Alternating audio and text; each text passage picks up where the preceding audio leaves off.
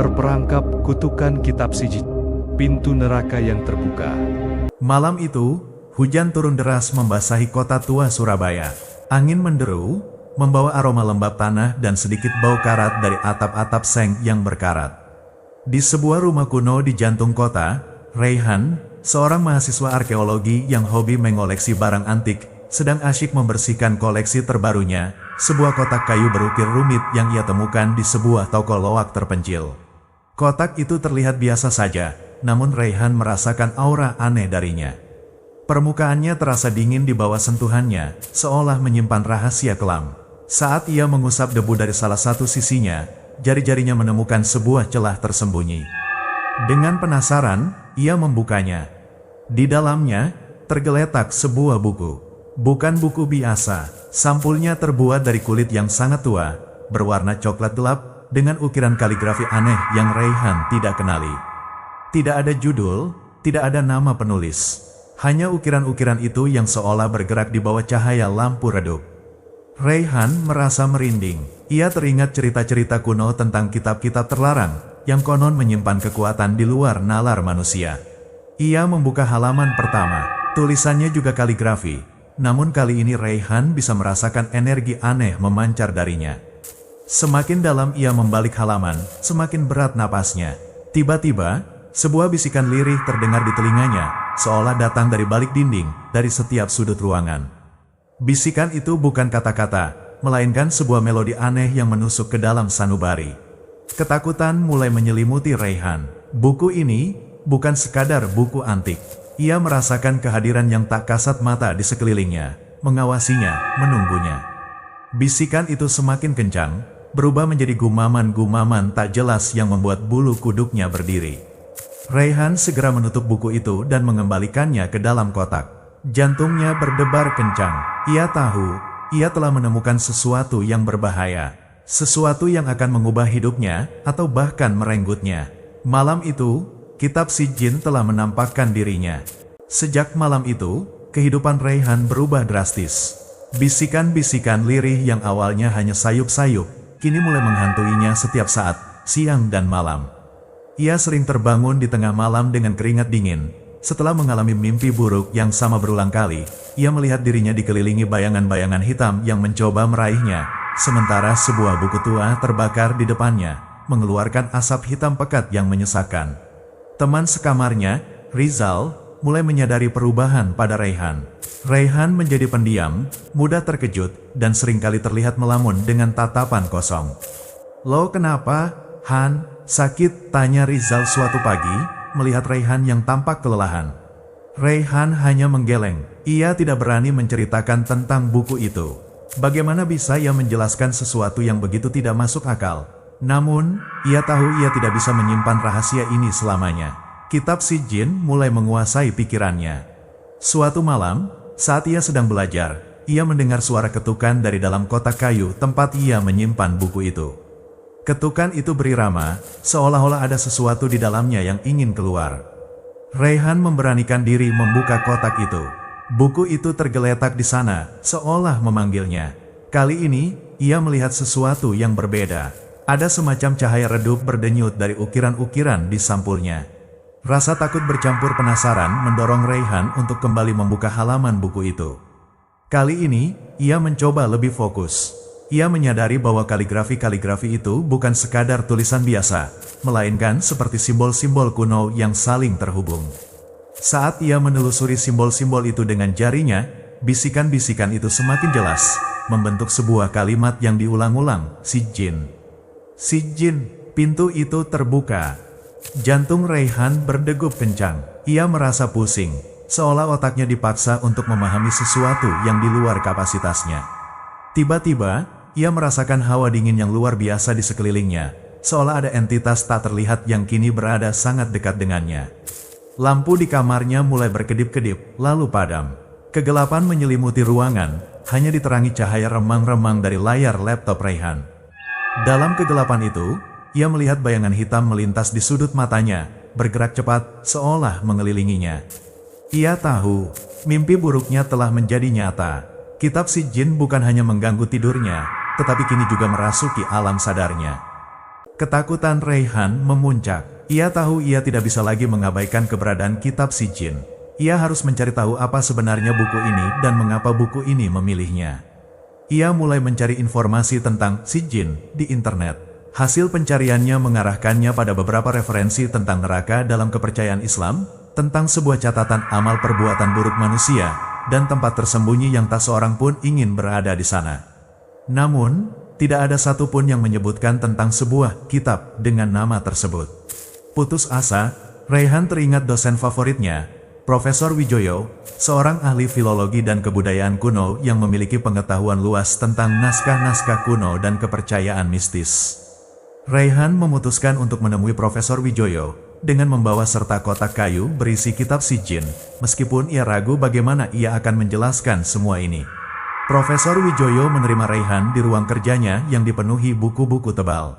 Ketika Raihan perlahan mengeluarkan kotak itu dan menceritakan pengalamannya, Profesor Wijoyo awalnya terlihat skeptis, namun kemudian matanya membulat saat melihat buku itu. Ia tampak terkejut, bahkan sedikit ketakutan. Ini bukan sembarang buku, Raihan, kata Profesor Wijoyo, suaranya bergetar.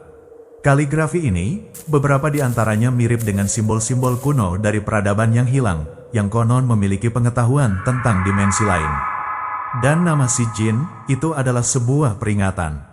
Profesor Wijoyo menjelaskan bahwa dalam beberapa naskah kuno yang pernah ia pelajari, si jin tidak hanya merujuk pada neraka, tetapi juga sebuah gerbang, sebuah dimensi yang menampung entitas-entitas gelap dan pengetahuan terlarang. Kitab ini, jika memang benar kitab si jin, adalah kunci untuk membuka gerbang itu. Tapi, kenapa buku ini memilih saya, Profesor? Tanya Raihan, suaranya nyaris berbisik. Profesor Wijoyo menatap Raihan dengan tatapan prihatin. Mungkin kau memiliki sesuatu yang entitas di dalam buku ini inginkan. Atau mungkin, kau secara tidak sengaja telah mengaktifkan sesuatu saat kau membukanya pertama kali. Kita harus mencari tahu lebih banyak, Raihan. Kitab ini sangat berbahaya. Kita tidak boleh membiarkannya jatuh ke tangan yang salah, atau lebih buruk, membiarkannya menguasai dirimu. Profesor Wijoyo berjanji akan membantunya mencari tahu lebih lanjut, menyarankan mereka untuk mencari referensi di perpustakaan universitas, terutama di bagian naskah-naskah terlarang yang jarang diakses umum. Sebuah perasaan lega sekaligus ketakutan menyelimuti Raihan. Setidaknya ia tidak sendiri, namun, bahaya kini semakin nyata, mengintai di setiap langkah mereka. Pencarian mereka membawa Raihan dan Profesor Wijoyo ke bagian paling terpencil di perpustakaan universitas, sebuah ruangan khusus yang hanya bisa diakses dengan izin khusus. Di sana, tersimpan koleksi naskah-naskah kuno yang dianggap terlalu berbahaya atau terlalu sensitif untuk diakses publik. Udara di ruangan itu terasa pengap, berbau debu dan kertas tua yang lapuk.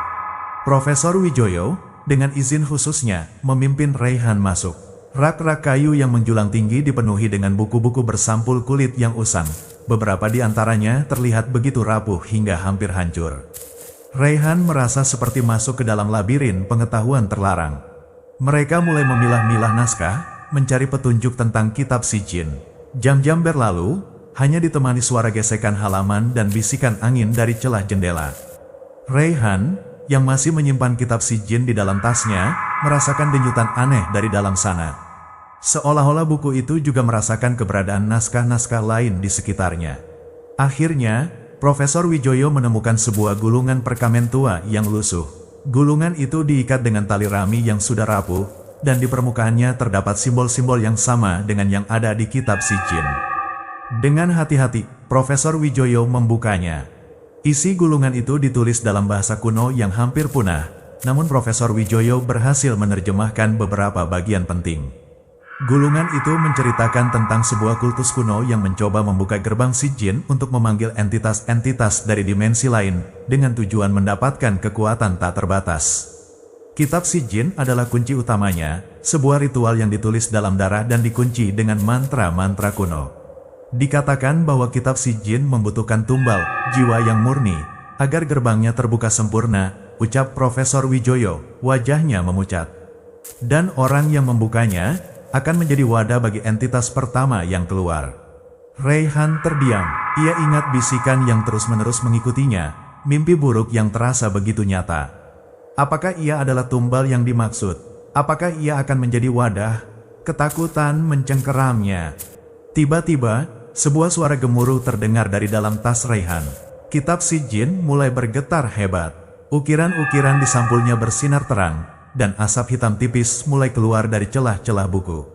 Suhu ruangan mendadak turun drastis. Profesor Wijoyo dan Raihan saling berpandangan, panik. Mereka tahu, mereka telah membangunkan sesuatu yang seharusnya tetap tertidur. Getaran dari kitab si jin semakin kuat. Asap hitam yang keluar dari buku itu mulai menyebar, membentuk bayangan-bayangan yang menari-nari di dinding perpustakaan.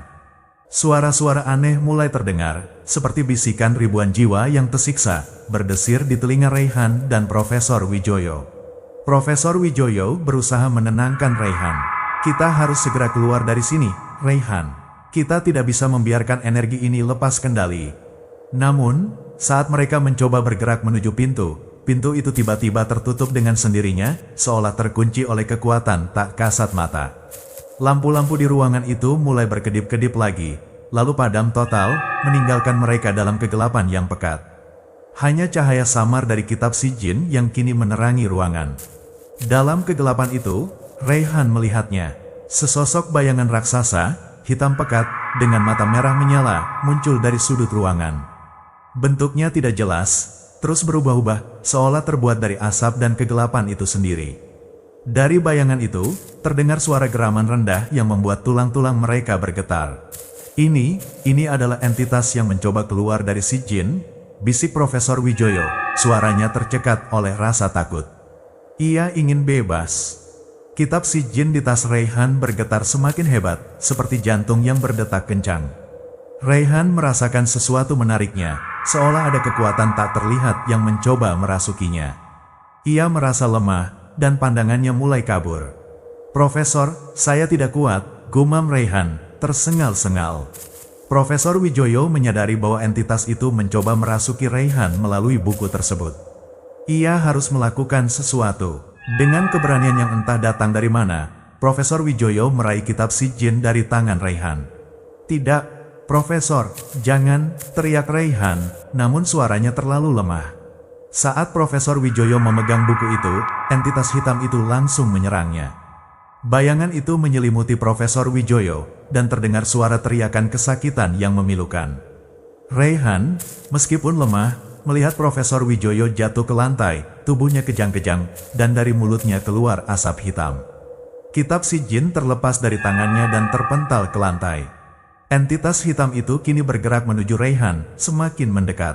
Raihan berusaha bangkit, namun tubuhnya terasa lumpuh. Ia tahu, ajalnya sudah dekat. Ia hanya bisa menatap pasrah saat bayangan itu menyelimutinya. Namun, saat bayangan itu hendak merasukinya, sebuah kilatan cahaya putih terang muncul dari kitab si jin yang tergeletak di lantai. Cahaya itu memancar kuat, mengusir bayangan hitam itu mundur, dan entitas itu menjerit kesakitan sebelum menghilang ke dalam kegelapan. Cahaya itu perlahan meredup. Raihan terbaring lemas, terengah-engah. Ia selamat, entah bagaimana. Tapi Profesor Wijoyo. Raihan merangkak mendekati Profesor Wijoyo yang terbaring tak bergerak. Ketika ia menyentuh tubuh Profesor Wijoyo, tubuh itu terasa dingin dan kaku. Asap hitam masih keluar dari mulut Profesor Wijoyo. Profesor Wijoyo telah menjadi korban pertama kitab si jin, sebuah tumbal yang tidak diinginkan.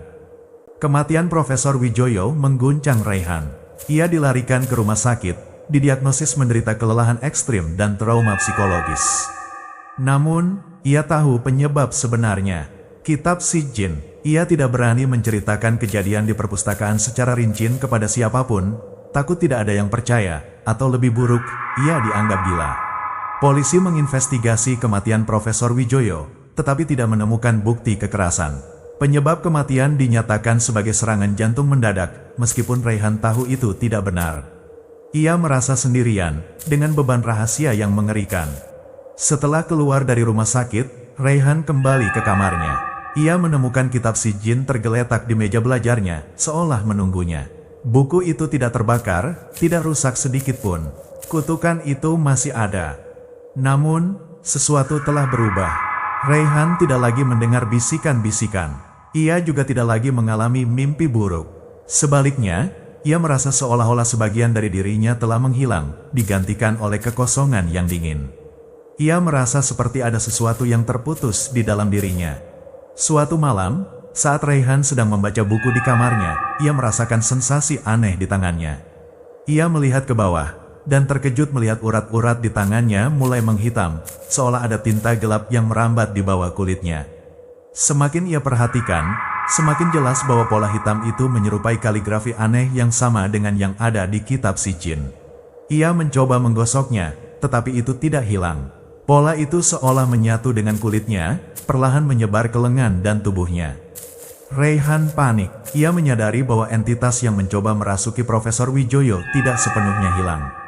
Entitas itu telah meninggalkan jejak pada dirinya, sebuah kutukan.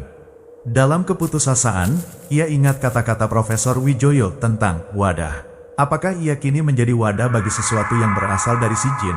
Ia merasa kedinginan, seolah jiwanya sedang perlahan-lahan terkikis. Ia tahu ia harus menemukan cara untuk melepaskan diri dari kutukan ini, sebelum ia sepenuhnya termakan oleh kegelapan yang merasukinya. Raihan harus menghentikan kitab si jin. Raihan tahu ia tidak bisa lagi lari. Ia harus menghadapi kitab si jin dan mengakhiri teror ini. Dengan sisa-sisa keberaniannya, ia mulai mencari petunjuk baru. Ia kembali ke perpustakaan universitas, ke bagian naskah-naskah terlarang, meskipun masih dihantui kenangan mengerikan Profesor Wijoyo. Ia menghabiskan hari-harinya di sana, mencari tulisan-tulisan tentang cara menutup gerbang si jin atau menghancurkan sebuah artefak kuno. Pola kaligrafi hitam di tubuhnya terus menyebar, mencapai dadanya. Ia sering merasa mual, pusing, dan sesekali melihat bayangan-bayangan sekilas di sudut matanya. Namun, di tengah penderitaannya, ia menemukan sebuah naskah kuno yang berbicara tentang ritual pemurnian dan penutupan gerbang dimensi. Naskah itu menjelaskan bahwa kitab si jin tidak bisa dihancurkan dengan cara biasa. Ia harus dikembalikan ke tempat asalnya, atau energinya harus dibalikkan melalui ritual tertentu. Ritual itu membutuhkan 3 elemen: cahaya murni, doa tulus, dan pengorbanan tanpa pamrih. Cahaya murni bisa didapat dari air suci atau benda-benda yang disucikan. Doa tulus adalah inti dari keyakinan. Dan pengorbanan tanpa pamrih. Raihan belum tahu apa artinya itu. Ia kembali ke kamarnya dengan tekad bulat. Ia menyiapkan baskom berisi air suci dari masjid terdekat, lalu duduk di depan kitab si jin. Pola hitam di tubuhnya terasa dingin, seolah menariknya ke dalam kegelapan. Raihan membuka halaman pertama kitab, dan kali ini, ia membacakan doa-doa yang ia ingat, doa-doa yang dulu ia pelajari di masa kecilnya. Ia berdoa dengan segenap hati, memohon kekuatan dan perlindungan. Saat ia berdoa, air suci di baskom mulai bergelembung. Kitab si jin, yang tadinya terasa dingin, kini mulai memanas. Asap hitam kembali keluar dari celah-celah buku. Namun kali ini, ada cahaya putih tipis yang ikut muncul bersamanya, seolah bertarung melawan kegelapan. Pola hitam di tubuh Raihan terasa panas, perih, seolah ditarik keluar. Ia mengepalkan tangannya, menahan rasa sakit. Ia terus berdoa, memohon agar semua ini berakhir. Tiba-tiba, ia merasakan dorongan kuat untuk menumpahkan air suci itu ke atas kitab si jin. Ini adalah pengorbanan tanpa pamrih. Melepaskan buku itu, melepaskan kutukan ini, bahkan jika itu berarti ia akan musnah bersamanya. Dengan segenap kekuatannya, Raihan menuangkan air suci itu ke atas kitab si jin. Air itu mendesis keras, dan buku itu mulai bergetar hebat. Asap hitam yang pekat mengepul dari buku, bercampur dengan cahaya putih yang kini semakin kuat. Kitab si jin melayang di udara, berputar-putar dengan cepat, dan suara jeritan yang tak terlukiskan terdengar dari dalamnya, jeritan ribuan jiwa yang terkurung. Raihan merasa seperti energinya terkuras habis. Pola hitam di tubuhnya memudar, kembali ke kulitnya yang semula. Ia merasakan jiwanya kembali utuh, meskipun rasa lelah yang luar biasa menyelimutinya. Kitab si jin akhirnya terbakar, berubah menjadi abu yang bercahaya putih sebelum menghilang sepenuhnya, seolah tidak pernah ada. Raihan terbaring lemas di lantai, terengah-engah. Ia selamat, ia telah mengalahkan kitab si jin. Namun, ia tahu, kenangan tentang teror itu akan selalu bersamanya.